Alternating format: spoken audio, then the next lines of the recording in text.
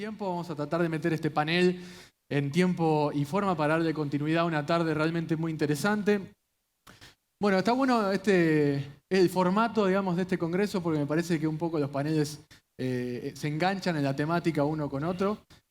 Este se llama Argentina inviable, impuestos, regulaciones y gasto público. Recién estaba hablando con Gustavo y me dice, me encanta que se llame inviable. No sé si por el panel, o sea, que después que se lo explica a ustedes, o si porque la palabra inviable, digamos, calza justo para explicar un poco el contexto de la Argentina.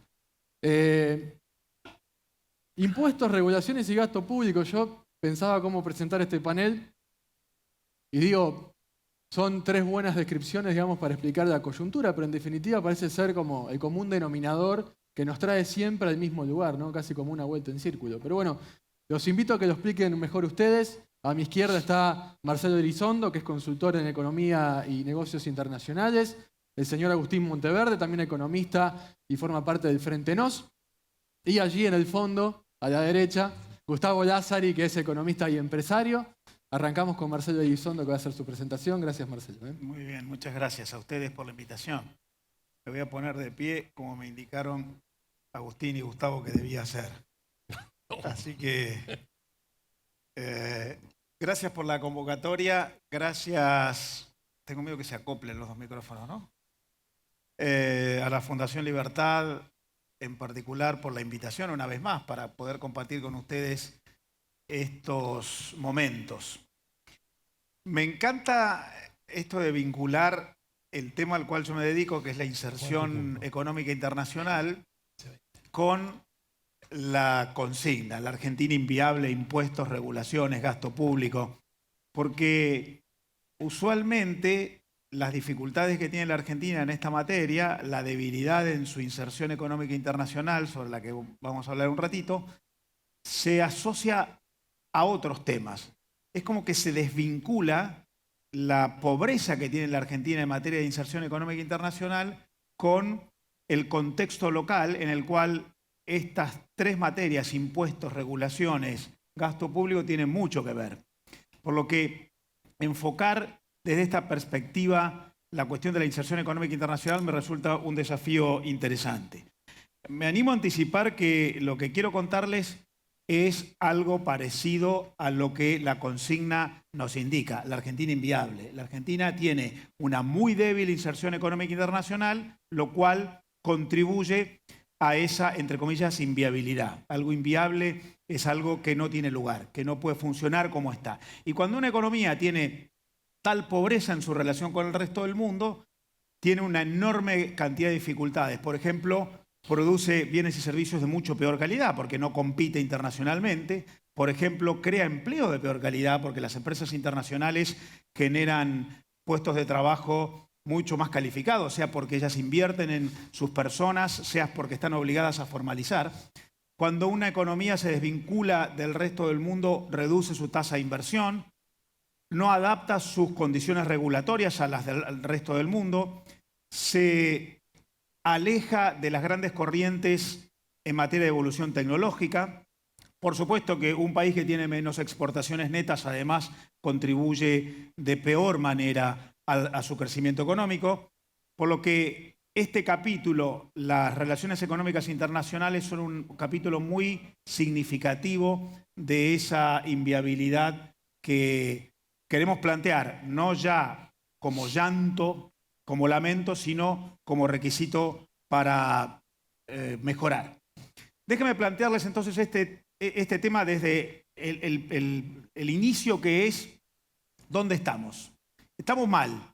Quiero plantear por qué estamos mal, porque muchas veces escuchamos, bueno, en realidad han empezado a crecer las exportaciones en la Argentina, el agro está impulsando el comercio exterior, este año las exportaciones están creciendo 3-4%, antes decaían, el año pasado crecieron 5%, antes se reducían. Bueno, la verdad es que si uno mira en contexto y con una visión un poco más larga, estamos mal.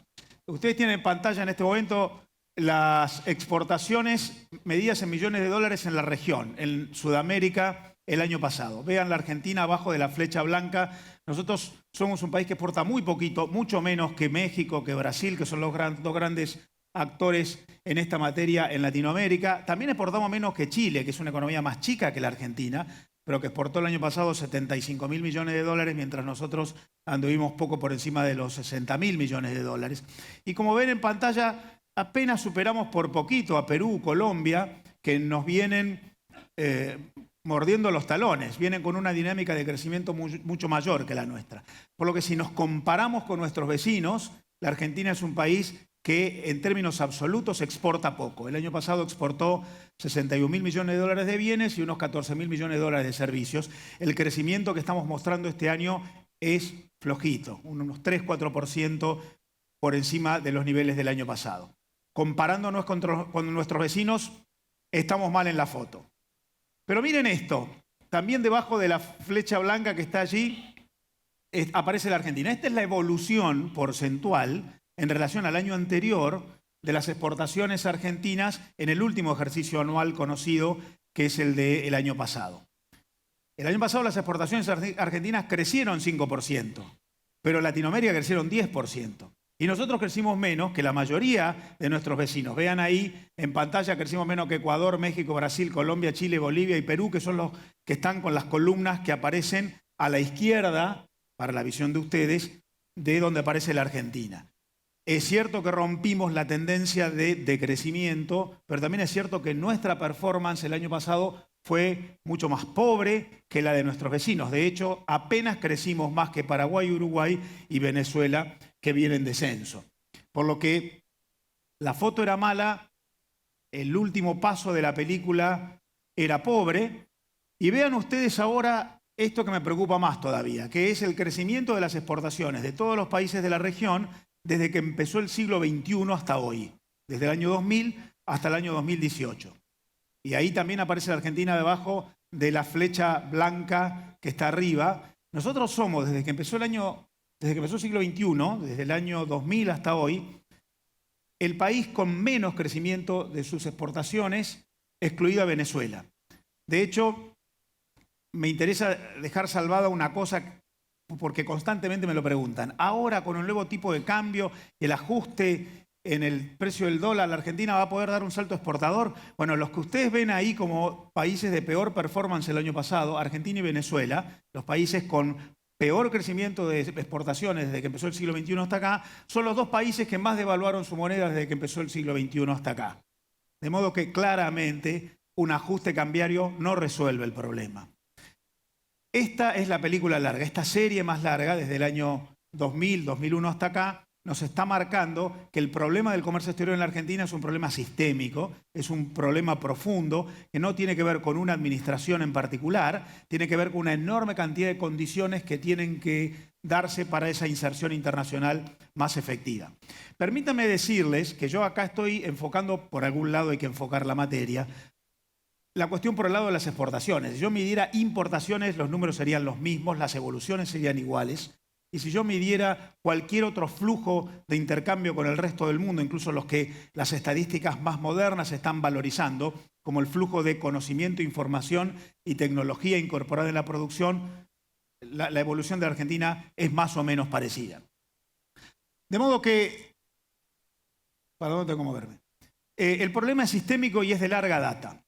Y así como recién me comparé con el resto de las principales economías de la región, ahora voy a hacer una comparación con la historia de la Argentina mucho más extensa.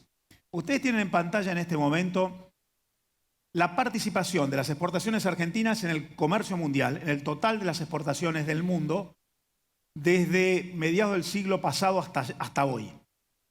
La Argentina, como ustedes ven allá arriba a la izquierda, llegó a representar en la primera parte del siglo pasado más del 2,5% de todas las exportaciones del mundo, casi 3%. Hubo algunos años, las columnas más altas que están ahí muestran casi 3% de todas las exportaciones del mundo.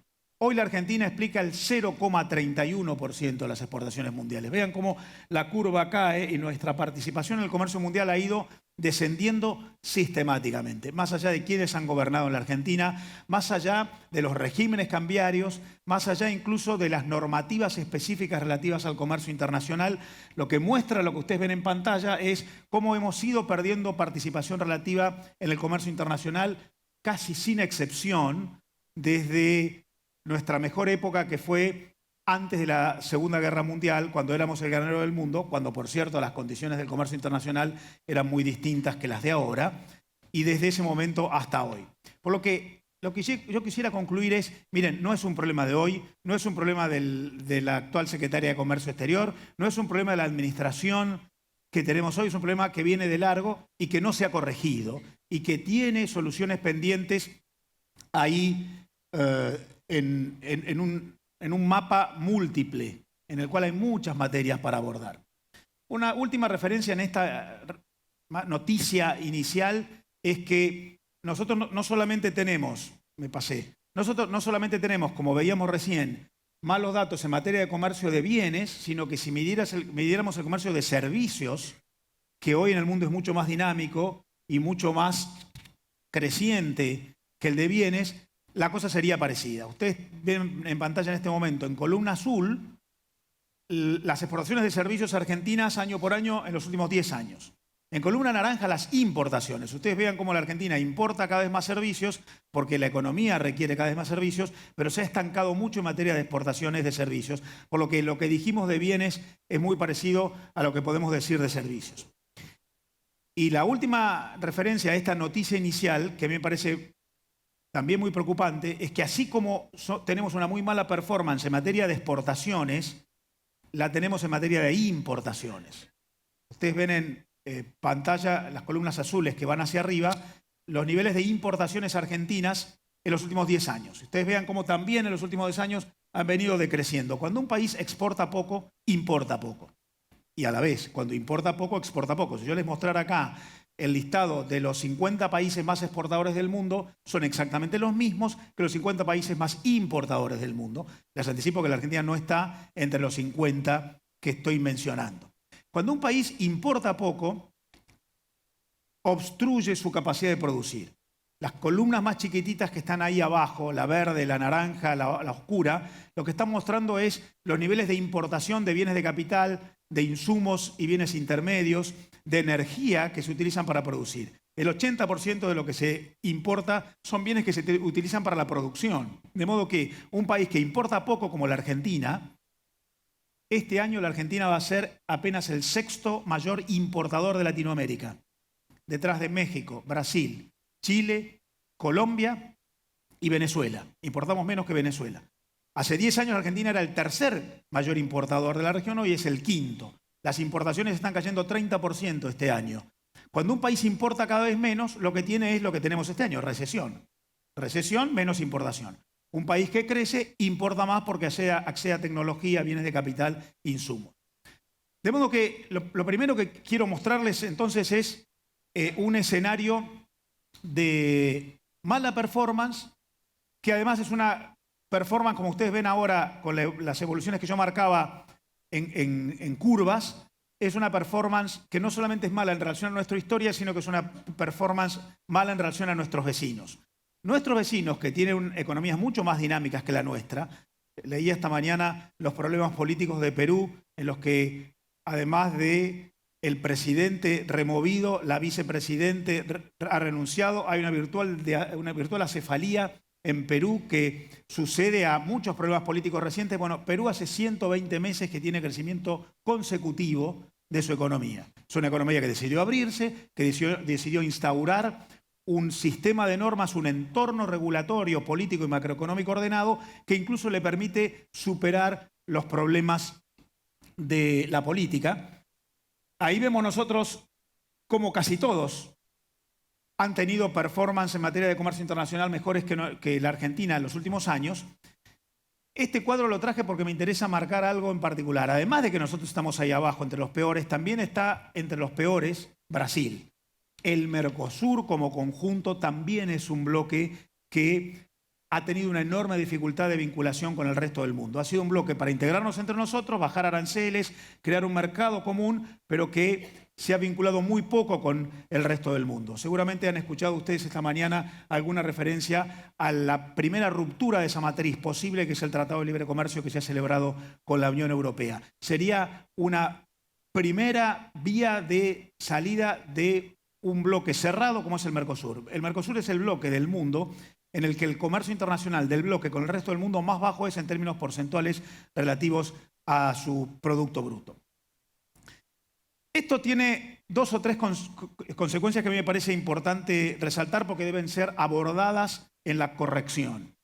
Lo primero es, nosotros tenemos como efecto de lo que yo les mostraba, pero como consecuencia de un sistema del cual en todo caso Gustavo y Agustín pueden hablar a continuación, no solamente un país que exporta e importa poco, sino un país que tiene muy pocas empresas que se vinculan con el resto del mundo. En pantalla está en este momento la cantidad de empresas exportadoras en la Argentina. Según el Ministerio de la Producción, en la Argentina hay unas 7.000 empresas exportadoras hoy. Supo haber 14.000 hace poco más de 10 años. Tenemos más o menos 7.000 o 8.000 empresas exportadoras. En México hay 34.000 empresas exportadoras. En Brasil hay 24.000. En Chile y Perú hay 8.000, más que nosotros. Por lo que, como consecuencia de esta desvinculación con el resto del mundo, lo que tenemos es muy pocas empresas que hacen negocios con el resto del mundo y que por lo tanto se privan de todas esas bondades de las que yo les hablaba al principio. Las empresas que actúan a nivel internacional, que compiten a escala global, mejoran muchísimo sus atributos competitivos y contagian eso hacia el sistema económico general del país. Pero permítanme agravar lo que ven en el cuadro profundizando un poquito. De esas 7.000 empresas exportadoras que hay en la Argentina, no todas exportan todos los años. Si uno mirara cuáles exportan año a año, ese número se reduce a la mitad, unas 3.500. Si uno tratara de descubrir de esas 3.500 cuántas exportan más de 10 millones de dólares por año, son menos de 500. Más de 100 millones de dólares por año en la Argentina exportan solo 60 empresas. Más de 1.000 millones de dólares por año en empresas globales, solo 17. Claramente tenemos una economía en la cual nos falta capacidad de desarrollo de actores globales que se involucren a través de atributos competitivos en esa economía internacional que se motoriza a través de lo que voy a mencionar enseguida, que son las cadenas internacionales de valor. El Mercosur ha sido una muy débil plataforma de relacionamiento internacional. Una de las causas de esa débil vinculación es que nuestro nivel arancelario, la tasa de impuesto en frontera que se paga para el ingreso en el país es muy alto. Como ustedes ven en este momento, Brasil y Argentina son los dos países con tasa arancelaria más alta en la región. Nuestra tasa arancelaria es entre 11 y 12%. El arancel promedio, hay productos que pagan 35%. En el mundo, el promedio del arancel, incluso después de la guerra comercial entre Estados Unidos y China, es 5 a 6%. Nosotros tenemos un arancel promedio en frontera que más que duplica el arancel promedio mundial, que además es un arancel promedio mundial que ha venido reduciéndose año a año, lo cual conforma a ese bloque del que les hablaba, el Mercosur, en un bloque aislado y que no contribuye a que tengamos más actores internacionales en materia productiva, como yo mencionaba recién, esa debilidad para generar empresas internacionales. Mencioné tangencialmente que en realidad el comercio internacional, ese conjunto de flujos de bienes, servicios, conocimiento, alianzas, experiencias que las empresas van desarrollando a nivel internacional, ya no es como era hace 15 o 20 años, un conjunto de relaciones spot. Yo voy, vendo, cobro y vuelvo. Las empresas ya no tienen en el mundo clientes con las cuales se relacionan esporádicamente. Lo que hay en el mundo son cadenas de relacionamiento, redes globales, en las cuales las empresas participan a través de vínculos sistémicos, relaciones iterativas. Vínculos en las que no solamente se comercia, sino que además se invierte y se proyecta y se define conocimiento productivo. Esos son los que se llaman las cadenas globales de valor. En el mundo, el 75% de todo el comercio mundial, el año pasado, la suma de las exportaciones de todos los países del mundo, bienes más servicios, fue 25 billones de dólares, billones con B larga. De esos 25 billones de dólares, el 75% se produce entre empresas que actúan dentro de lo que se conoce como cadenas globales de valor, de redes, de alianzas en las que las empresas son un eslabón de un sistema de inversión, conocimiento, comercio, alianzas. No tienen clientes, tienen socios en el mundo. 75% del comercio mundial en cadenas globales de valor. Más del 50% de las exportaciones de los emergentes van a cadenas globales de valor. Solo el 35% de las exportaciones argentinas entra en cadenas globales de valor. Por lo que además de lo cuantitativo, desde el punto de vista cualitativo, desde el punto de vista del modo en el cual nuestras empresas se vinculan con el mundo, tenemos un problema serio. Todavía pretendemos comerciar a la antigua, saliendo de estos mecanismos de relacionamiento sistémico que son las cadenas globales de valor, lo cual contribuye a esa debilidad de la que les hablaba hace un rato. Este mapa que nosotros tenemos hoy, que es de resultados muy endebles, como mencionaban recién, debe ser corregido, en primer lugar, porque la inserción económica en el mundo requiere admitir cuáles son los grandes cambios que se van produciendo en el comercio internacional. El contexto internacional hoy tiene una serie de condiciones muy móviles y muy distintas de la que había hace 10 años. En primer lugar, es cierto que el mundo ha entrado en una disputa entre países, que no es una disputa, la guerra comercial entre Estados Unidos y China, el Brexit o los enfrentamientos entre el presidente Macron y el presidente Bolsonaro. No son disputas que tienden a un proteccionismo. Es una lectura equivocada creer que lo que el mundo está haciendo es reverdecer en la ideología proteccionista. Lo que es un competitivismo. Los países ya no crean espacios de cooperación en los que invierten para crear un mundo más horizontal, sino que los países compiten como se fuera. Y aquellos a los que entienden que hay que ponerle alguna sanción se la imponen. Ese competitivismo genera enormes esfuerzos de mejora en las condiciones de producción. Enormes esfuerzos, esto tiene que ver con lo que seguramente va a decir Agustín en un rato, que no se refieren solo directamente a las condiciones de comercio internacional. Hay un muy interesante estudio de la Tax Foundation en los Estados Unidos, estudios parecidos de la OCDE o del McKinsey Global Institute, que muestran cómo está cayendo en el mundo como consecuencia de este competitivismo la tasa promedio de impuesto a las empresas, la tasa de impuesto corporativo, que ha caído de poco más de 28% promedio en el mundo a poco más de 21% promedio en el mundo. Esa caída en la tasa de imposición a las empresas, que forma parte de este competitivismo en el cual el mundo se encuentra, no es algo que hayamos seguido en Argentina, demasiado poco en Latinoamérica, y esa es una de las dificultades por las cuales nosotros tenemos esos resultados tan pobres que mostrábamos recién. Ese competitivismo genera friccionalidad, los países tienen una gran secuencia de disputas y de controversias, una gran inestabilidad, sobre todo inestabilidad en precios, en cotizaciones y en tipos de cambio, genera una enorme politización porque se mezclan las disputas económicas y comerciales con los intereses geoestratégicos de los países. Este conjunto de condiciones en las cuales el mundo opera se vincula además con la supervivencia de la globalidad. La globalización no está revertiéndose, como yo les decía hace un rato, el año pasado la suma de las exportaciones de todos los países del mundo llegó al récord nominal de 25 billones de dólares. Lo que sí está ocurriendo es que se está frenando, se está desacelerando y esa globalidad está operando a través de patrones distintos, que son los que ven ustedes en las tres últimas manifestaciones que están en esta pantalla. Hay una creciente intangibilización, lo que crece en el mundo son más los servicios que los bienes, más el conocimiento productivo. Dice McKinsey que los flujos de conocimiento e información a través de las fronteras que no están medidos porque no tienen precio en frontera, superan con creces las transacciones medidas en frontera a través de las aduanas, a pesar de lo cual las estadísticas no las están midiendo. Hay una enorme disrupción tecnológica y hay un encadenamiento de empresas que yo mencionaba recién en las cadenas globales de valor. La globalización de hoy es muy distinta de la que era antes. Es una globalización de alianzas, de intangibilización, motorizada por el conocimiento a través de servicios, innovación, invención, propiedad intelectual, a través de la certificación de estándares de calidad y de condiciones cualitativas, cumplimiento de reglas, a través de la generación de ingeniería, de patentes, de royalties. Esto es lo que está movilizando el comercio internacional mucho más que lo que pasaba hace 10 o 15 años, cuando lo que entonces era lo que se llamaba la globalización 3.0 estaba más impulsada por el comercio tradicional de bienes, que como ustedes ven hoy ahora en pantalla, tiene una dinámica bastante menor que la dinámica del conocimiento y los intangibles motorizando el comercio internacional. Esto está ocurriendo porque en el mundo, a pesar de las controversias que mencionamos, siguen avanzando los acuerdos entre países que van creando, en un marco de fricción, bolsones de apertura recíproca entre países. Esto que ocurrió entre el Mercosur y la Unión Europea recientemente, la firma del Pacto Estratégico de Vinculación entre los dos mercados, que todavía no es el Tratado de Libre Comercio, que todavía no está firmado, en realidad no es una excepción. A pesar de que lo que sale en los diarios es la guerra comercial entre Estados Unidos y China, a pesar de eso, Estados Unidos ha iniciado conversaciones para un Tratado de Libre Comercio con Japón recientemente, y Europa ha firmado tratados de libre comercio con Canadá y con Vietnam, y 45 países africanos acaban de firmar una zona de libre comercio, la más extensa por geografía en el mundo.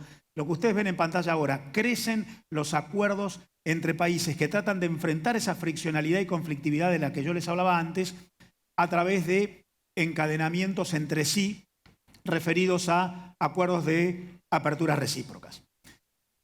Hay 3 ideas que me gustaría resaltar ahora para ir terminando, que están englobadas en estos 3 libros que les menciono acá, que a mí me gustan mucho, que califican lo que está ocurriendo en el planeta. Primero, la innovación es lo que motoriza el valor. El valor está generado por la innovación, entendida esta como la generación de nuevas prestaciones por parte de las empresas para satisfacer necesidades en el mundo.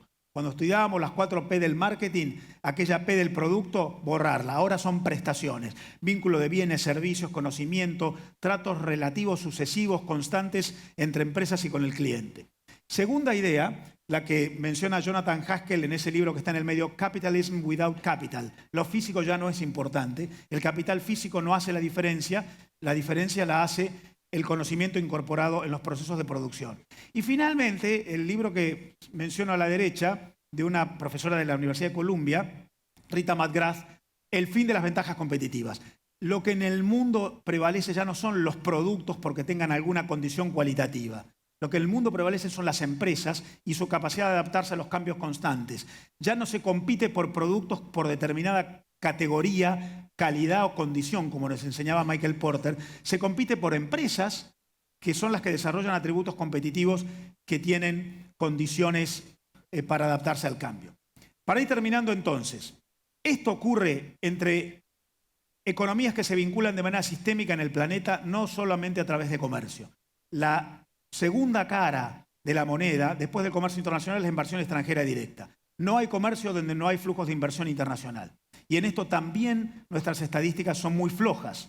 Nosotros tenemos una muy baja recepción de inversión extranjera directa.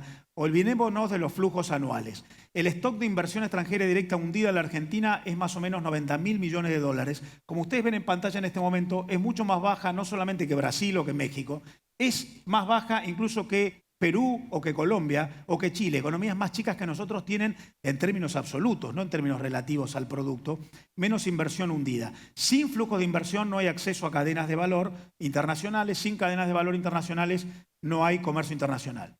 Pero además, segundo, esto de la inversión también es un camino de doble vía. Los países que más inversión extranjera reciben también son países que emiten inversión internacional a partir de empresas globales que se multinacionalizan porque actúan no solo comerciando, sino produciendo con alianzas en esas cadenas de valor fuera de sus fronteras. Y también nosotros en esto tenemos una muy baja cantidad de inversión extranjera emitida, apenas unos 40.000 millones de dólares hundidos en el exterior, mucho menos que la mayoría de nuestros vecinos, como ustedes ven en pantalla.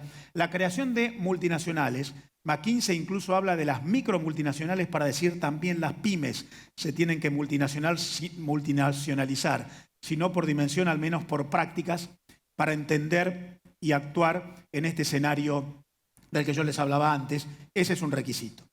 Y para concluir y tratar de plantear entonces cómo salimos de esto.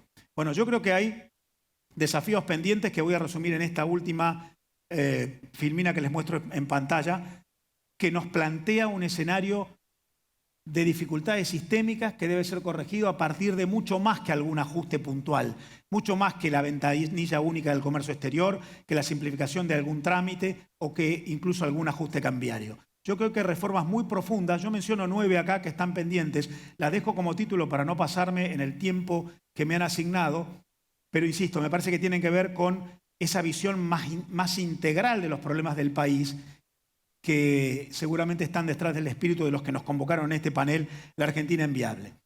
Primero, hay que tener una concepción integral. Hay que tener una arquitectura vincular con el mundo sistémica, comercio, inversiones, inserción en alianzas. Hay que relacionarse con el mundo más allá de las relaciones públicas, hay que participar en ejes geoestratégicos que el mundo está requiriendo hoy. Es mucho más que algún acuerdito de reducción de aranceles o de simplificación de exigencias sanitarias para el ingreso de un producto en un mercado. Segundo, hay que crear capital institucional. No ocurren negocios internacionales en países en los cuales hay una debilidad institucional como la que tiene la Argentina, con una prevalencia del poder sobre las instituciones, de la política sobre las reglas. Una estabilización del capital institucional es condición para la generación de negocios de largo plazo. Los internacionales son negocios de largo plazo. Tercero, por supuesto hay que tener una macroeconomía en orden. No se puede lograr la inserción internacional con las tasas de inflación, la tasa de interés que tenemos o con la inestabilidad cambiaria con la que padecemos todos los días. Incluso crecen muy poco las exportaciones este año, pese al ajuste cambiario que hemos recibido, porque el tema es lograr macroeconomía en orden. Cuarto, por supuesto, hay que tener capital social. Hay que alentar armonía. Los países que tienen conflictos en las calles, controversias entre empresas y sindicatos, líderes peleando entre sí, no crean armonía y desalientan el desarrollo de negocios a largo plazo. Eso tiene mucho que ver más con el capital social que incluso con lo que mencioné antes. Cuarto, obviamente hay que tener un sistema regulatorio mucho más permisivo. Seguramente Agustín y Gustavo mencionarán a continuación lo que ellos conocen, un sistema regulatorio como el que tenemos que afecta con normas el funcionamiento de empresas, que afecta con impuestos el funcionamiento de empresas, que afecta con regulaciones laborales el funcionamiento de empresas, no alienta negocios internacionales. Competimos contra países que, como yo les decía, están bajando los impuestos en el mundo. Hay que tener un sector público eficiente porque, nos guste o no, es nuestro socio. Pasamos por puertos, pasamos por aduanas, obtenemos certificaciones del sector público. Hay que eficientizar las prestaciones. Hay que generar un ecosistema funcional. El que exporta tiene que tener proveedores de bienes, de servicios. Hay que encadenar también adentro del país eficiencia sistémica. Hay que lograr una apertura integral, apertura para inversiones, para comercio, para exportaciones, para importaciones, para bienes, para servicios. Y finalmente hay que lograr una competitividad en la cual las empresas desarrollen atributos competitivos. Tengo para mí que la Argentina tiene un problema de empresas que, como consecuencia del marco que mencionamos, no desarrollan atributos competitivos. Entonces, cuando tienen que salir al mundo, se encuentran en debilidad de condiciones y tienen la tentación de venir a decir, bueno, vuélvanme a proteger porque así no compito. Empresas con atributos competitivos, que son consecuencias del ordenamiento que mencioné antes, serán las que llevarán a la Argentina a ingresar en ese virtuoso proceso, aun cuando conflictivo, que la economía mundial nos está mostrando. De modo que, para terminar, lo que yo digo es, sin inserción internacional no hay progreso. La inserción internacional no ocurre aislada de lo que pasa en el resto de la economía. La inserción internacional es de empresas internacionales más que de países. Los países crean condiciones, las empresas compiten. Y cuando las empresas compiten a nivel internacional de mejor manera, el impacto no solamente en la economía, sino en todo el ecosistema social es beneficioso para todos. Muchas gracias. Muy bien. Muchísimas gracias, Marcelo. Bueno, es el turno de Agustín. Agustín, todo tuyo. ¿Tenés presentación? No, no tengo. No. Ah, bueno. Bueno, un gusto estar con ustedes aquí. Les agradezco a la Fundación Libertad esta nueva oportunidad para acompañarlos. El tema que yo querría abordar es de toda esta temática que plantea este capítulo, tiene que ver fundamentalmente con los impuestos. Y está bien que sea así porque los impuestos tienen directamente que ver con que la Argentina se vaya convirtiendo en un país cada vez más inviable. Es decir, entre la telaraña de regulaciones que pretenden dirigir nuestras vidas hasta el infinito, con microregulaciones de todo tipo. Por si eso fuera poco, tenemos unos niveles de presión tributaria, de complejidad tributaria realmente infernales. Y por eso sí creo que esta está entre las primeras reformas que debe encarar un país, este país. Incluso nuestra clase dirigente plantea siempre el tema tardíamente, el tema del déficit fiscal, y creo que ahí hay también otro grave error, que es que seguimos pensando que el problema de la Argentina, el problema central de la Argentina es el déficit fiscal, y en todo caso, lo que yo les vendría a plantear que el problema de la Argentina es el gasto fiscal. ¿No? Porque si no, siempre lo resolvemos fácilmente sentados en un escritorio, en algún despacho oficial, elevando la carga sobre quiénes, sí, sobre aquellos que se les puede cobrar, es decir, sobre aquellos que producen. Y es así que nos vamos convirtiendo cada vez en un país más indeseable, ¿no?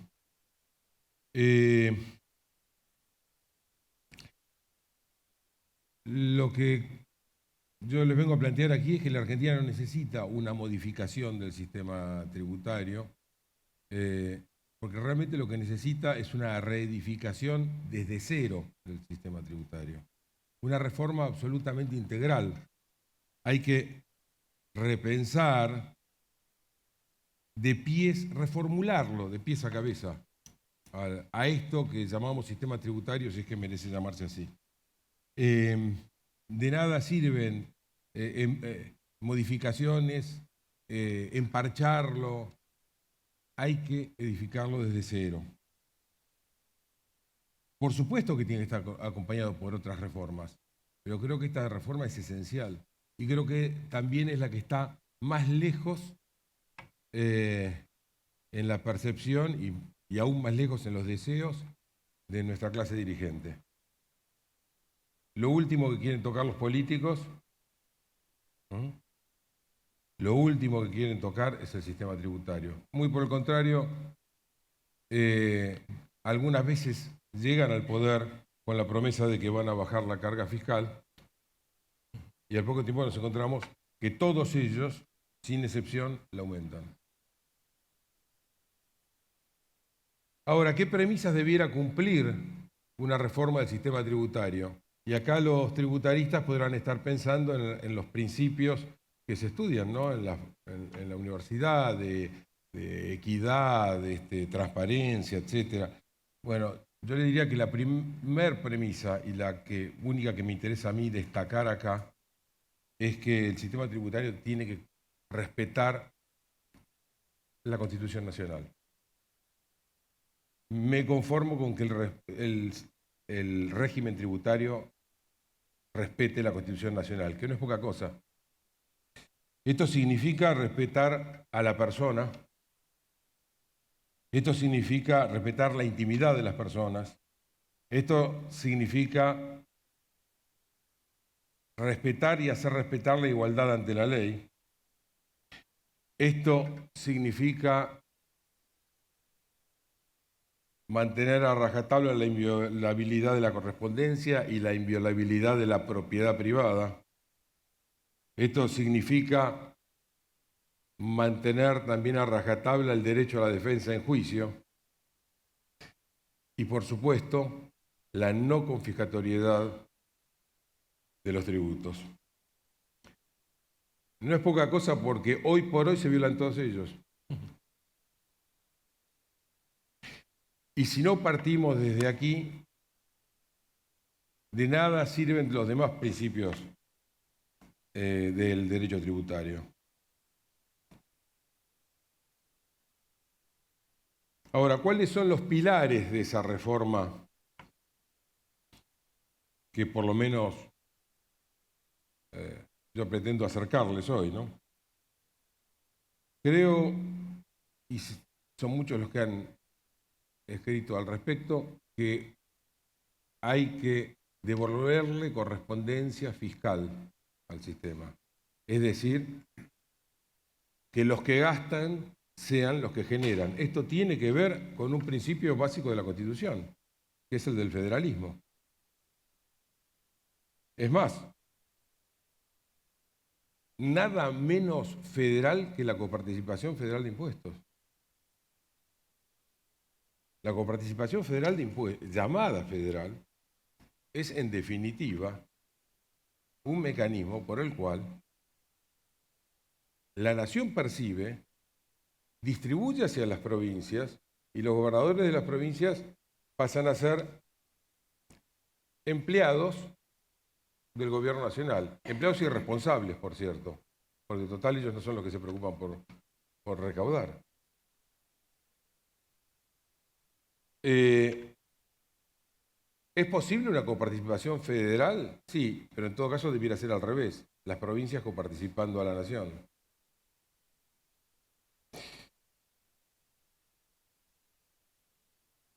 Esto no quiere decir que no pueda existir también impuestos nacionales, pero lo que sí tiene que estar claro es que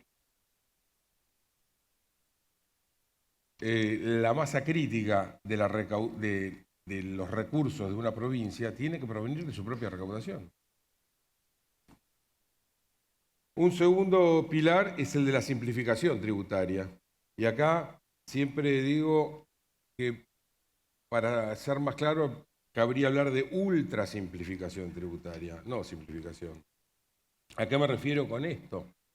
Normas claras, sencillas, escuetas, que den una interpretación única de los hechos imponibles, de cuándo corresponde tributar, una interpretación inmediata. Esto, como se darán cuenta, tiene directamente que ver con la seguridad jurídica. Es un requisito mínimo de seguridad jurídica que la interpretación sea inmediata, simple, que haya una única interpretación. Y no como ocurre aquí, que no solamente hay múltiples interpretaciones, sino que el último interpretador es precisamente el órgano de recaudación.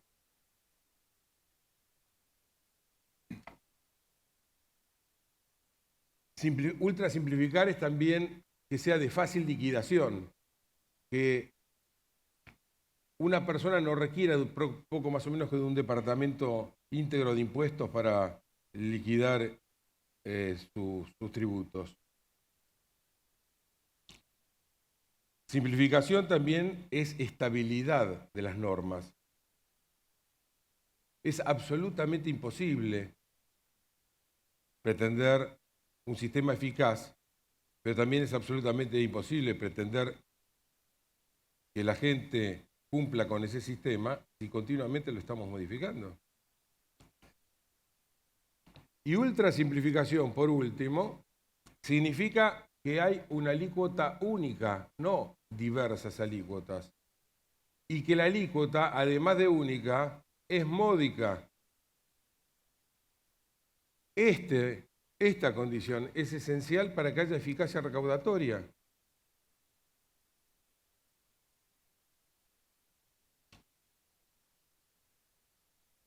Y por supuesto que la estabilidad de las normas también es un requisito para la seguridad jurídica. Voy a traer agua, disculpen, ¿eh? Sí.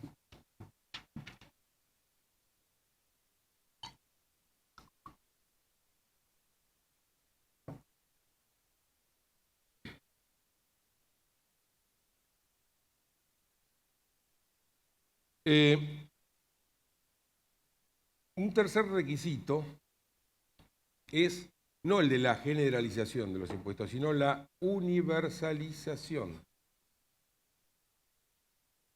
¿Qué significa esto de la universalización? Que tributan todos aquellos hechos que son calificados como imponibles. Todos. Esto significa acabar con las exenciones, eximisiones, regímenes especiales, etcétera, etcétera. Si existe el hecho imponible, lo pagan y lo pagan todos, con la misma alícuota. Con la misma alícuota. Esto contribuye notablemente a la eficacia recaudatoria, pero también, más importante que eso, tiene que ver con la igualdad ante la ley.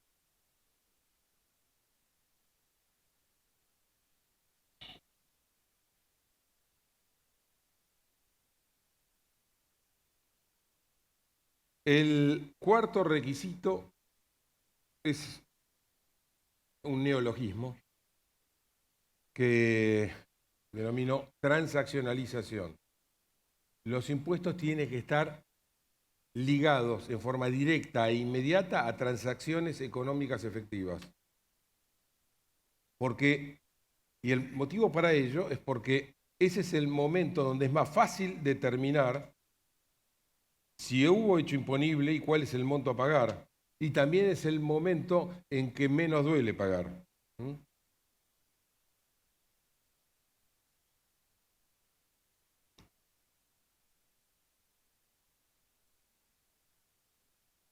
A su vez, hay otra ventaja que se desprende de esto, que es que si es en forma inmediata la transacción y es fácilmente calculable, también puede ser incorporado entonces a la ecuación de negocio, lo cual permite planificar. En la Argentina hoy es imposible saber si un negocio va a ser beneficioso o ruinoso, porque uno no sabe exactamente, entre las múltiples cosas que pueden pasar en la Argentina, recordemos además del otro impuesto, la inflación, no sabemos además exactamente cuál va a ser el alcance de ciertos impuestos sobre la actividad que vamos a desarrollar. Perdón, cuando decía simplificación, me escapó algo importantísimo. Esto también significa pocos impuestos. Uno se puede preguntar por qué en la Argentina hay más de un centenar de impuestos. En realidad la respuesta es sencilla, porque hay que encontrar todas las formas posibles de desplumar al ganso, ¿no? El arte de recaudar impuestos, decía el ministro de Finanzas de Luis XIV, es desplumar al ganso sin que chille, sacándole plumas de distintos costados. Tal vez la tarea se hace más fácil, pero es mucho menos transparente. Entonces, un principio mínimo de transparencia es que haya pocos impuestos. ¿Cuántos? Miren, realmente como lo que importante es determinar, es obtener de ese sistema el flujo con el cual se sostenga un gasto razonable, no el gasto demencial actual, sino un gasto razonable del Estado, perfectamente, por mucho que escandalice, para mí podría ser uno solo, a nivel nacional, otro a nivel municipal y otro a nivel provincial. ¿No les gusta? ¿Dos? ¿Y por qué más de dos ya? La verdad que no veo razones. Que alguien me diga cuál es la razón tan importante para un país que vivió sin impuesto a las ganancias o a los réditos en esa época hasta el año 1932. Da la casualidad que la Argentina esa, de la cual nos llenamos la boca, que queda cada vez más atrás, es la Argentina en donde no había impuestos, donde las rentas provenían de los tributos aduaneros y del correo.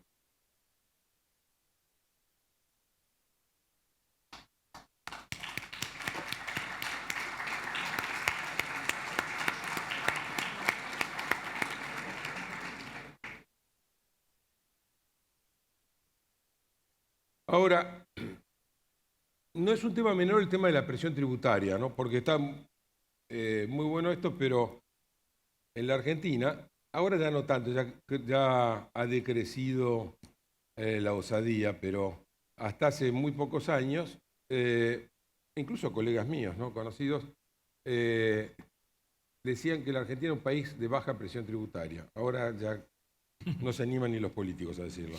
Pero, bueno, el hecho es que cuando se habla de presión tributaria y se habla de números, ustedes van a oír muchas veces números que lo ubican por arriba del 20%. Bueno, yo le voy a decir que esos números son un disparate. Y les vengo a decir eso porque básicamente, y acá me apoyo en un paper mío de años atrás, la presión tributaria está mal medida. Más allá de que además cuando hacemos comparaciones con el resto del mundo uno no sabe exactamente qué está metiendo cada país exactamente en la bolsa, ¿qué significa el concepto de presión tributaria? Básicamente es la relación entre impuestos entre recaudación, entre lo recaudado en un determinado año y el PBI de ese año, el Producto Bruto de ese año. Es decir, un concepto diferente a lo que sería carga tributaria, que sería la carga nominal, la que se anuncia, es decir, pongámosle, impuesto a la ganancia va a ser de 30%, más tal otro impuesto con tal otra alícuota. No, estamos hablando de la recaudación efectiva real versus el PBI de ese año. Ahora, ocurre que en las mediciones que habitualmente se hacen, se cometen errores gravísimos, yo diría, de medición. Y les voy a esbozar rápidamente algunos. Agustín, 5 minutos. Sí, ya estoy terminando. En primer lugar, por supuesto, hay que computar todos los impuestos. Es decir, no solamente la recaudación de impuestos nacionales, sino los provinciales y los municipales. Y también los paraimpuestos. Porque hoy está lleno de cargas que tenemos que afrontar, que son impuestas por el Estado, pero que no se llaman impuestos. Y yo le voy a dar un ejemplo que en este caso va a ser propio de la ciudad de Buenos Aires, pero podría ser de cualquier otro municipio. El gravado de autopartes. Ocurre que a uno lo combinan a ir a pagarlo, y si no lo pagan, después se lo cobran igual con una multa. Es un impuesto. Nada más que, por supuesto, es un impuesto con un kiosco, ¿no? Eso también, pero dejemos de lado el kiosco, es un impuesto. Todos esos forman parte del paquete. Ahora, los errores de medición más grandes no están tanto del lado de la recaudación, sino los problemas están del lado del PBI. ¿Por qué? Porque el PBI incluye impuestos. El PBI incluye impuestos. Entonces es bastante ridículo pretender distribuir impuestos sobre algo que contiene impuestos. En todo caso, porque eso no es riqueza, ¿sí? Entonces vamos a distribuir los impuestos sobre el PBI sin impuestos en todo caso. Lo cual ya da un nivel de presión tributaria bastante mayor, como podrán ir percibiendo. Otro problema es que el PBI incluye una presunción, un cálculo de lo que es la economía informal. Ahora, ustedes saben lo que es la economía informal. Es precisamente la que no paga impuestos. Entonces, es bastante ridículo de repartir carga tributaria sobre aquellos sectores que no pagan impuestos, o por lo menos en todo caso habría que disminuir también por ese lado. Después hay otros conceptos más, no los quiero aburrir, pero por ejemplo están las amortizaciones del capital, que forman parte del PBI y que en realidad sabemos que son una pérdida, porque el capital se nos está decayendo. Y por supuesto, también correspondería del lado de los impuestos incorporar todo lo que sea aportes, contribuciones, etcétera, de todo lo correspondiente a la seguridad social. Dicho esto, les digo que en el año 97, voy a usar una misión no mía, para que no sea una cuestión de que puedan desconfiar de este orador, sino de 3 autores conocidos en estos temas. En el año 97, para una presión tributaria que en ese momento andaba en el 25, casi 26%, cuando incorporaron algunos de estos elementos, llegaron, algunos, no todos los que mencioné, llegaban a 45%. Hoy la presión tributaria está largamente por encima del 70%. No tiene que sorprender, porque realmente en definitiva la presión tributaria tiene que ver con el tamaño del Estado. El tamaño del Estado que tenemos está aplastando al ser vivo que hay abajo de ese aparato.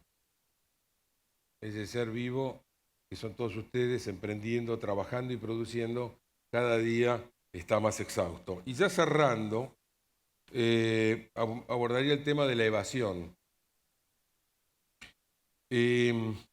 Ustedes habrán oído 1000 veces esta frase de dirigentes políticos, de tributaristas, de economistas, muchos que dicen la evasión es lo que lleva a que aumente la presión tributaria. Si no hubiera tanta evasión, podría bajar los impuestos. Claro, sí, sí.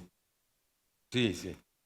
Es un lindo cuento, pero la verdad es que no solamente es de Caperucita Roja, sino que aparte de todo, invierte los términos de la relación. Hay un perfecto caso de inversión acá. En realidad, es la presión tributaria la que genera la evasión, muchachos, y no al revés. Es la evasión tributaria el resultado de la brutal carga de impuestos que llevamos encima.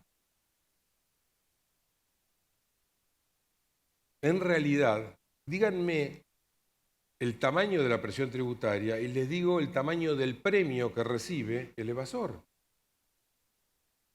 Es el gran aliciente para la evasión. Por eso es tan importante también que cuando hablamos de simplificación hablamos de la alícuota única y módica.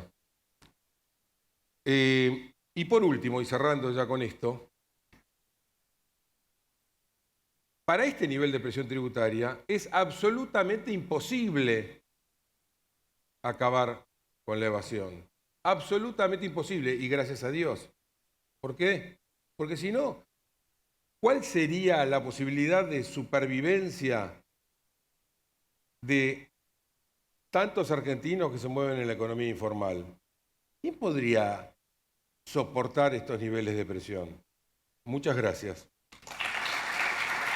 Muy bien, gracias Agustín, muchísimas gracias. Continuamos con la última exposición de este panel. Va a estar a cargo de Gustavo Lázari, el creador de la Odisea de la Bondiola. ¿Lo vas a contar? Más o menos, vamos. Lo vas a contar, bueno, dale. Tenés 15 minutos, Dale. Gustavo. Bueno, gracias por la invitación. Realmente es un placer enorme estar acá. Mi vieja me decía, en el mundo hay gente buena y gente mala, juntate con los buenos. Tan difícil la cuenta no es. Y me junté con buenos o me juntaron con buenos. Realmente es un placer. Las dos exposiciones previas quedé muy, muy impactado. Muy bien. Bueno, gracias por la invitación. ¿El aparato este? Ahí está. Para, ¿Y ahora cómo hacemos? Ahí, apuntando ahí adelante, va Ah, pasando. Bueno, qué sé yo. A ver, préstame. Ahí estamos. Ahí estamos, dale. Me parece que suena para atrás. Estamos haciendo un lío bárbaro con esto. Ahí estamos, listo. Bueno, voy a dar algunos ejemplos en algún momento que van a sonar a desahogo personal. No es desahogo personal, pero sí son desahogo personal. Así que le voy a pedir un poquito de paciencia porque los psicólogos están caros. Argentina es una inviabilidad, primero. Me fijé en la definición, es la imposibilidad de llevar algo a cabo. Cuando uno habla de la palabra inviabilidad, mucha gente se siente como ofendida, ¿no? ¿Cómo a mi patria le decís inviable? No es que esté mal, es que es imposible que sea llevada a cabo. Si yo tengo un auto, una Ferrari, y le pongo ruedas triangulares perfectamente hechas, la Ferrari no va a circular. La Ferrari sigue siendo una Ferrari, pero con ruedas triangulares no camina. Es inviable la pretensión de que camine. Bueno, vamos. La Argentina la tenemos que ver como un tren. Hace 90 años nos pusimos en la vía que va a la inviabilidad. Como todo recorrido de ferrocarril, hay trayectos divertidos, a veces nos regalan el fútbol, los chicos les pagan telenovelas que no hacen, entonces es toda una fiesta alucinante, ¿no? Encima nos dicen que la culpa de los demás y no nos cobran ni la luz ni el gas. Gracias, es el vagón de la alegría, el tren de la alegría. Hay otros trayectos más esperanzadores. Cada tanto viene uno y dice, no, ahora quédese tranquilo que cambiamos, la próxima cruce de vía lo cambiamos y vemos que sigue. Hay trayectos difíciles, vieron que el tren en algún momento va por una cornisa y empieza a caer, y hay algún que otro descarrilamiento, obvio, lo más razonable del mundo.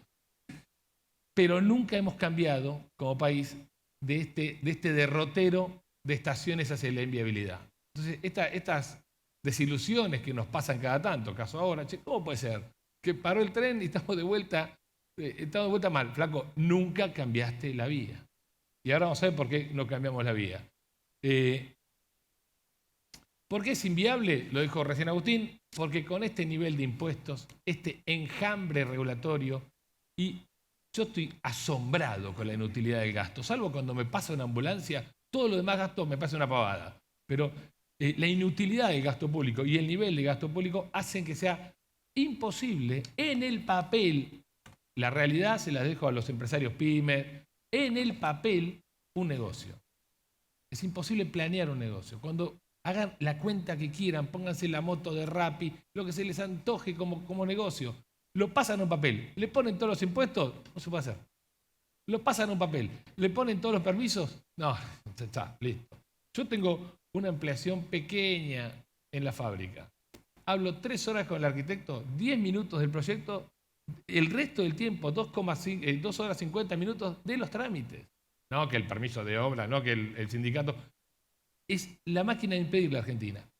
Y hace imposible la continuidad de lo existente. El otro día hablaba con un funcionario y decía, no, tenemos que hacer una agenda de crecimiento. No, hagamos una agenda de sustentabilidad, de viabilidad primero. Ahora viene un gobierno nuevo, o sigue el viejo, van a decir, vamos a hacer un acuerdo. Dios mío. Gracias Dios por hacerme nacer en este país. Vamos a hacer un acuerdo de precio y salario. Nunca lo escuchamos, nunca. Lo que peinamos cana, nunca escuchamos esa estupidez. Vamos a hacer un acuerdo de precio y salario. Bueno, pero no estamos viendo que tenemos que cambiar el tren de esta vía. ¿Estamos? Rápidamente, voy a hacer algunos numeritos, pero nada más que pasar. Según un estudio del IARAF, de Nadine Argarañaz, hay 163 impuestos, 40 nacionales, 41 provinciales, 82 municipales. Hay que leer esos trabajos. Argentina, el que se aburre porque tiene ganas, está deprimido. Uno de los impuestos de un municipio es el impuesto a cobrar impuestos. El tipo va a la municipalidad a cobrar impuestos, pero no tiene que sellar. Entonces es un impuesto, una cosa re loca. Bueno,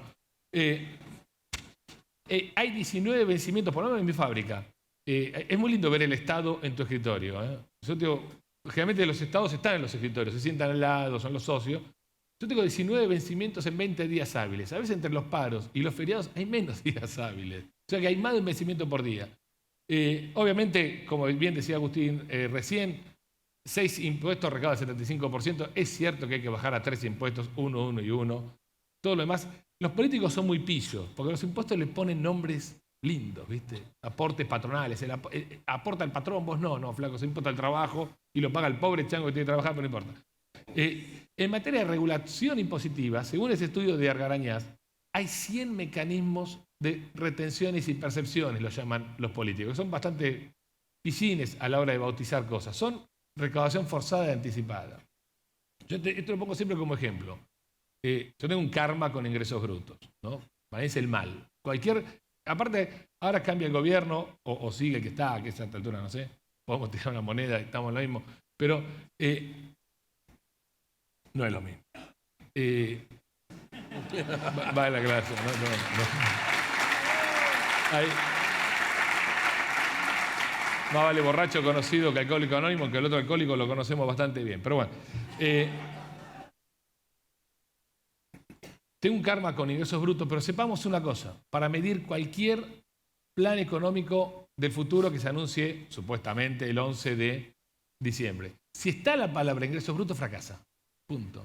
Si en todo el digesto de nuevas medidas sigue estando la palabra ingresos brutos, fracasa. Chao, listo, no me metemos más nada. Anoten la fecha y van a ver que va a ser así. Estos mecanismos de recaudación forzada son tan crueles, porque no solo, no es el Estado del Imperio Romano, donde algunos se refugiaban con Cristo, se hacían apóstoles, pues si no los fajaban, porque vos sabías quién era el que tenía que cobrar. Acá es una hipocresía absoluta. El Estado de la Provincia de Buenos Aires no se anima a entrar en Florencio Varela. No se anima. Van a buscar los votos, un cachito, saca una foto, como hace Kicillof, ¿no? Va con el vento, se baja, se mete en el Clio y sigue, ¿no? Fenómeno. Se saca la foto rápido, una selfie con 2, 3 pobres, listo, rajen los pobres, pues, tiene un jabón terrible. Les asusta el interior profundo de Florencio Varela. No, vale. No estoy diciendo nada que no es cierto. como les asusta a Florencio Varela, nos mandan a nosotros. Sí, yo tengo un cliente, se llama el Gordo Ruiz. El Gordo es buen tipo, macanudo, tiene pocos documentos, digamos, para decirlo de alguna manera. Como el Estado no se anima a ir a cobrarle, me manda a mí. Y me genera a mí un conflicto. Pero no es plata mía, flaco, a mí me cuesta cobrarle la mía al tipo este. No, además tiene que cobrarme. Y si, ojo, si la que le facturás en una percepción no me la depositas en tiempo y forma, además sos penalmente responsable. Es increíble.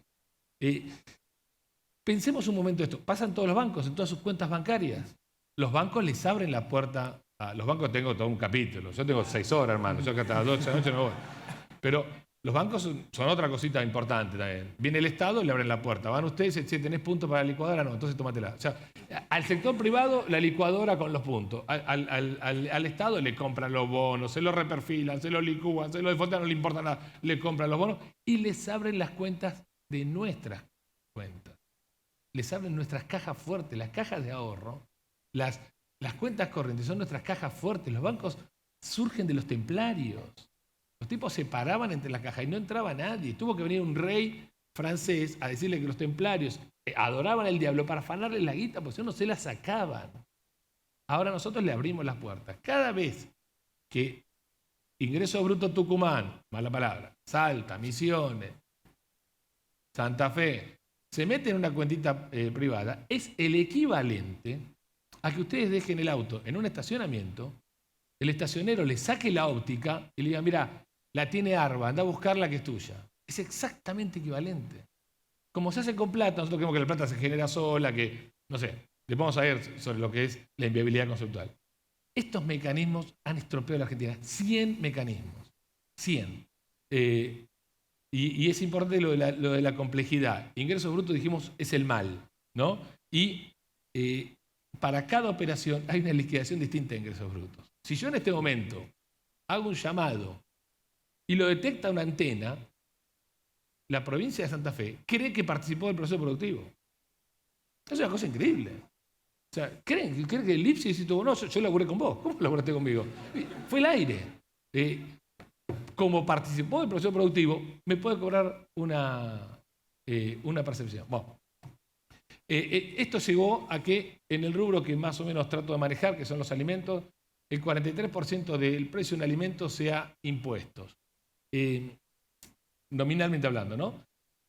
Es el 2x1 al revés. ¿Vieron con supermercados para que venga gente y se eche comprar una y te doy 2? No, acá estás pagando 2 y te estás llevando una. Y para tener noción, porque durante mucho tiempo, como bien se dijo acá, nos costaba demostrar que los impuestos eran altos. Había muchos pillos, hoy unos candidatos a presidente, que decían, no, la presión tributaria es muy baja comparada con Noruega. Se comparaba con Noruega, qué cara dura. Bueno, lo cual no es cierto. Siempre usan los políticos populistas, siempre usan los ejemplos de Noruega y Suecia, no por el socialismo, sino porque por el idioma nadie puede chequear nada. Entonces, sí, está bien, no vas a andar... No, pues abajo. Y aparte es falso.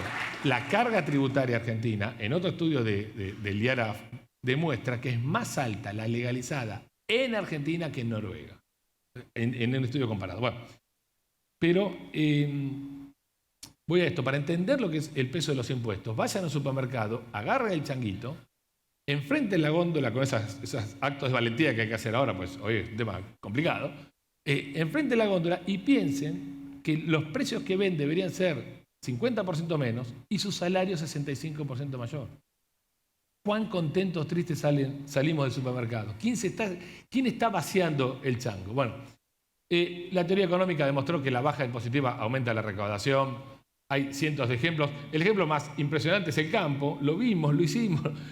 De pronto bajaron las retenciones y el campo explotó. Y digo, wow, ya me veía el año 2016, lo extendemos al resto de la economía. No, listo, no sé por qué. Es una cosa rara. En materia regulatoria, Argentina es un país altamente regulado. Y para que tengan una idea, estos son un informe del Banco Mundial donde mide la cantidad de horas que lleva un trámite, y son horas legales. Guarda que después empiezan los requeridos. Después, en algún momento, y Argentina está obviamente por encima de la media de América Latina y la media mundial. Hay La Argentina no es un país federal, es un conjunto de principados, ¿no? Que dependen de un principado general, que es la chantada del Gran Buenos Aires y la Nación, que engañó a todas las provincias durante mucho tiempo con el cuento de que si no recaudo yo, ustedes no recaudan, y con lo cual fijamos un solo tipo de impuestos a nivel nacional, todos los impuestos tienen el mismo formato y la provincia se queda esperando que le gotee la coparticipación. Bueno, en este principado que es la Argentina, Argentina está bloqueada, absolutamente bloqueada, por aduanas interiores. Alberdi le dedicó, Alberdi es un sabio, Alberdi no era argentino, era extraterrestre, le dedicó 4 de los 32 primeros artículos a destrabar el comercio. En algún momento, fíjate qué cosa loca, en la Constitución hay un artículo, el 11, que dice, serán libres de los llamados derechos de tránsito, y el tipo menciona todos los medios de locomoción del momento, ojo, de tránsito haciendo los carruajes, los buques o las bestias en los que se transporten las mercancías. No podés cobrar anticipo de ingresos brutos para entrar a emisiones. No podés cobrar tasa de abasto para entrar a los municipios del GBA.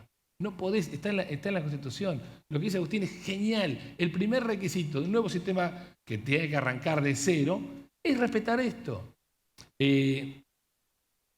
No se le ocurrió poner Rappi, pero no se le ocurrió poner Uber, pero un Uber no puede cruzar la General Paz en la Argentina.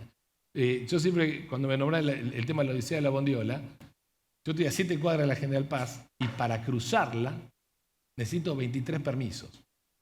El fleterito que se agarra que tiene los 23 permisos, me ha pasado esto, no me lo contaron, lo han robado la mercadería. El flaco dijo, llévate la camioneta, llévate la mercadería, déjame la carpeta.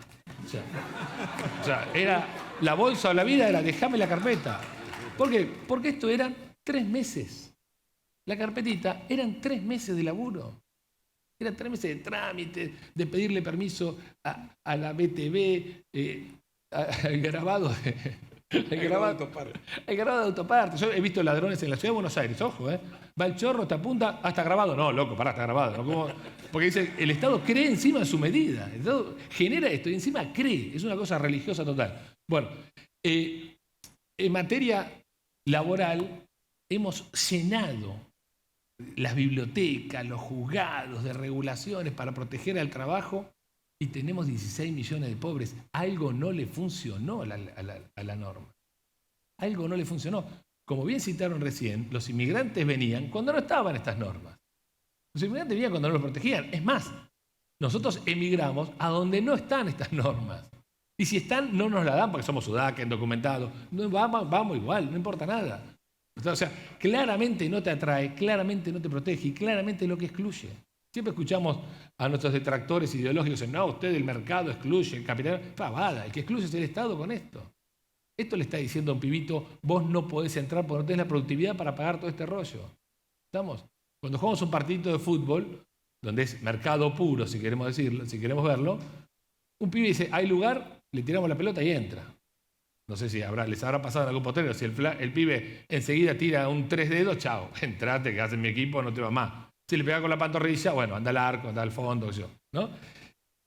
En el mundo laboral no pasa eso. Cuando un pibe quiere laburar, dice, ¿hay lugar? No, flaco, tenés que tener quit, libreta sanitaria, tenés que registrarte, tu patrón tiene que estar registrado, tu patrón tiene que tener los impuestos al día, listo, chao, afuera. ¿Ah? A la informalidad o al choreo, punto, no tenés ningún otro destino. Los países menos regulados claramente tienen tasas de desempleo más bajas y más cortas, que es lo más importante. Paso por largo porque no me quiero ir del tiempo, la cuestión fiscal rápidamente, pero un solo grafiquito, el del angulito este ahí. El Estado tiene déficit desde hace 70 años con un veranito de 4 que no es ningún mérito del señor que estaba en aquel momento gobernando, sino esas casi diría casualidades de la contabilidad y bien que se esforzó para reducir esos superávits, pero es como que un socio te pida plata una vez por año en los últimos 70 años. En algún momento te tenés que meter un trompazo. O sea, llega un momento de decir, pará, flaco, ¿cuándo ponés vos? Esto rompió la ecuación fiscal. Argentina tiene la ecuación fiscal absolutamente rota. Par y paso con la ineficiencia del Estado.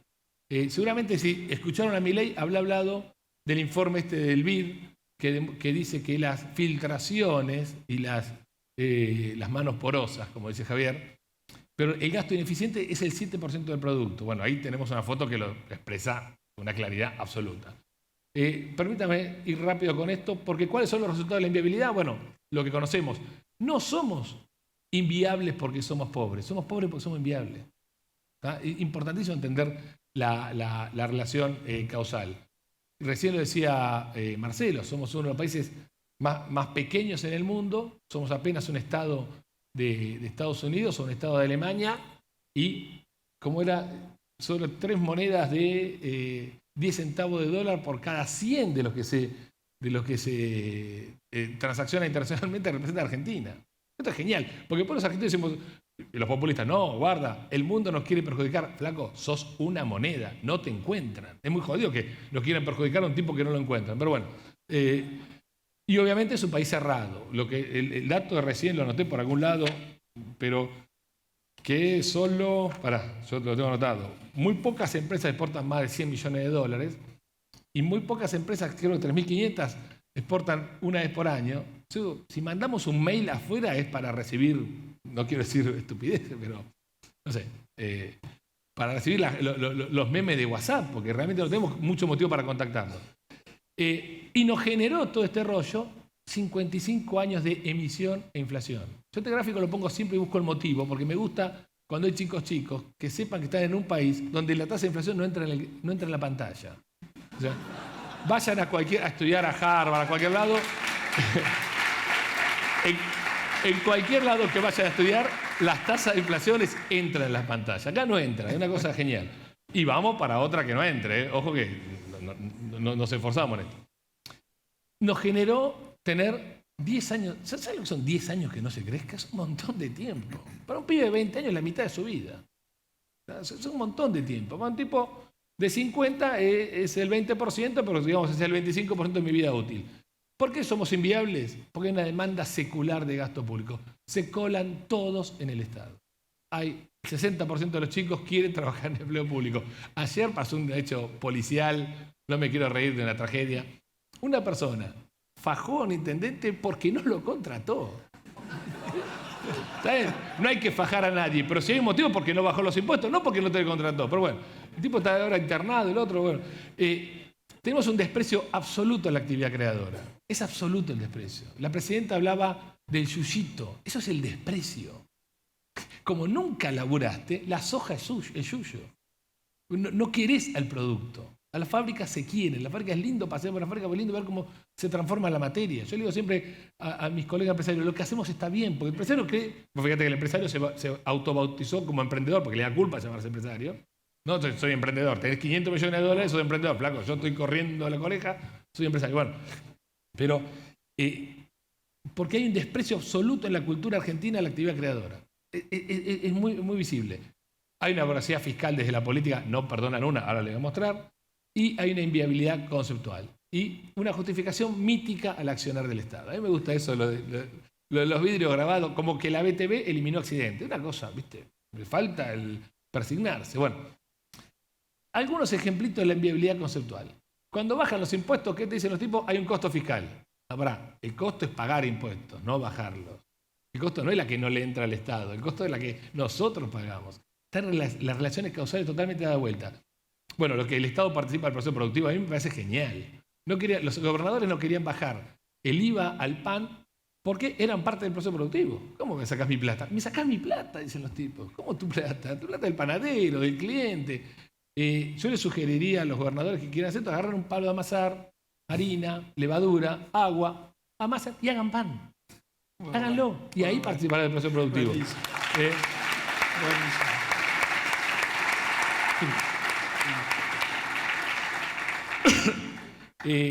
Bueno, después hay conceptos rarísimos como de solidaridad fiscal. Si no paga los impuestos a tu cliente, tienes que pagar al proveedor. Basta, increíble. Esta cuestión de agente de información y recaudación. ¿Querés información de mi cliente? Andá y tocale timbre. Te va a invitar con un mate, con torta frita. Hay 4 millones de empleados públicos. Manden uno a cada uno. Y listo. Bueno, ¿qué hacemos con la inviabilidad? Argentina es un país inviable, no nos ofendamos, es inviable. La forma de entender que hay que cambiarlo de cuajo, base cero, es entender que no tiene destino. Uno, lo usufructuamos, muchachos, dejémonos de joder de este seminario, vamos a la rosca, que hay plata mucho más fácil. La otra lo combatimos, la otra es Ezeiza. No hay otra cosa. Perdón, disculpen. No aclaré una cosa. Voy a poner imágenes fuertes.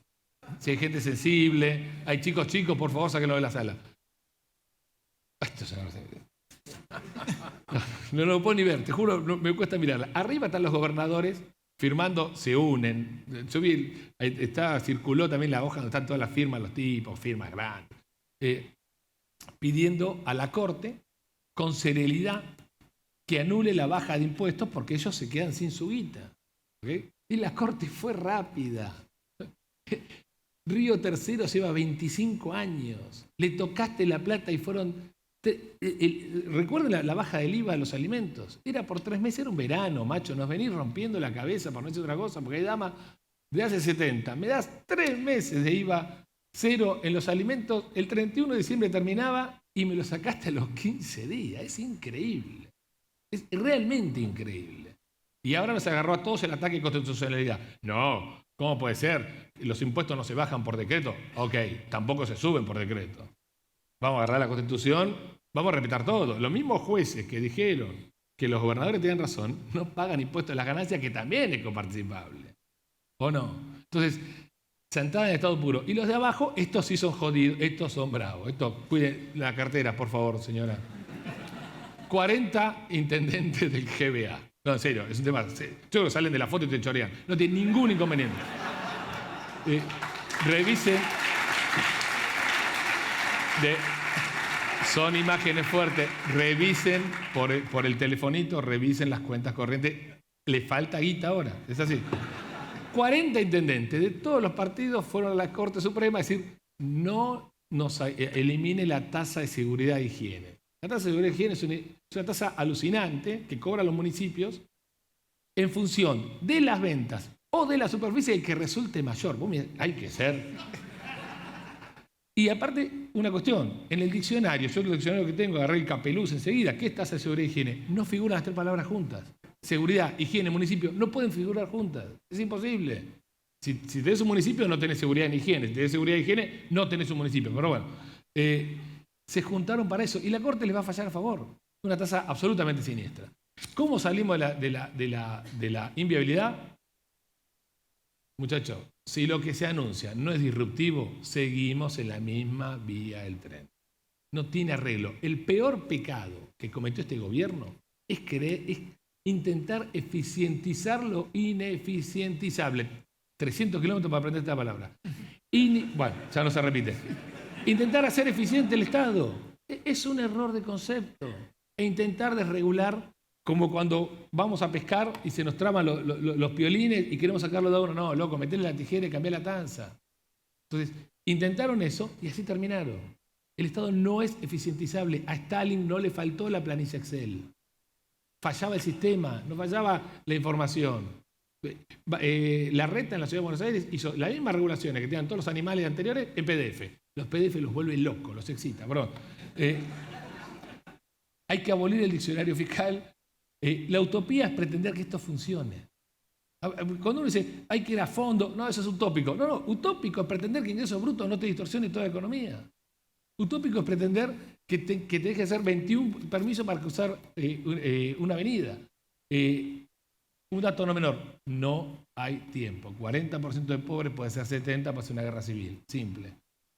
Los políticos podrán estirar la agonía. Solo pocos estadistas pueden cambiar de vía, que es el problema que estamos. Y, por último, el futuro de la inviabilidad. Esto es un informe de Diego Giacomini. Básicamente, PBI per cápita, la región nos pasa, a ver dónde estamos, Argentina es el celeste, la región nos pasa en el año 2025, Chile nos duplica el 28, yo lo quiero a Chile, a ver, a muerte, nos pasa Paraguay en el 40, si seguimos así. Esa es la inviabilidad, los países pueden caer hasta el infinito. Para no suicidarnos, que no era la idea, Alberdi, que no era, yo le sugiero, ante la duda, Alberdi, punto. algo para decirnos lo que nos pasa tiene, inexorablemente. Cita a Adam Smith. Alberti leía a Adam Smith, ¿no? Nosotros, el Papa prologa Grabois, a ver si entendemos por dónde va la cosa, ¿no? Pero bueno.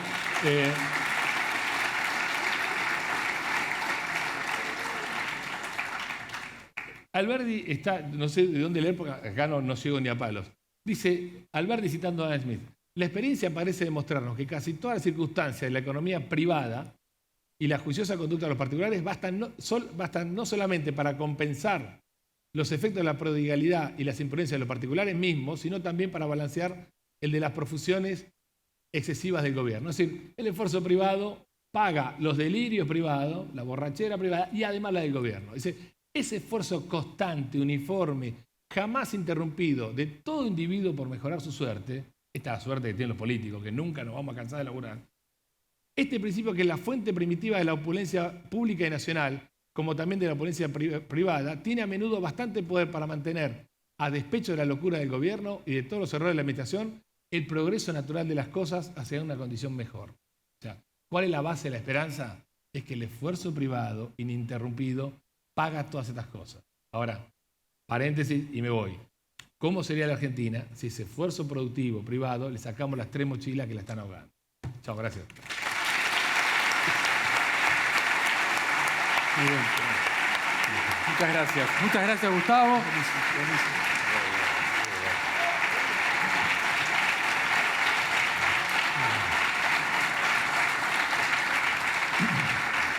Bueno, muy interesante los tres. A mí me encantaría abrir el espacio a preguntas, pero estamos muy pasados y tenemos algunos paneles interesantes por delante.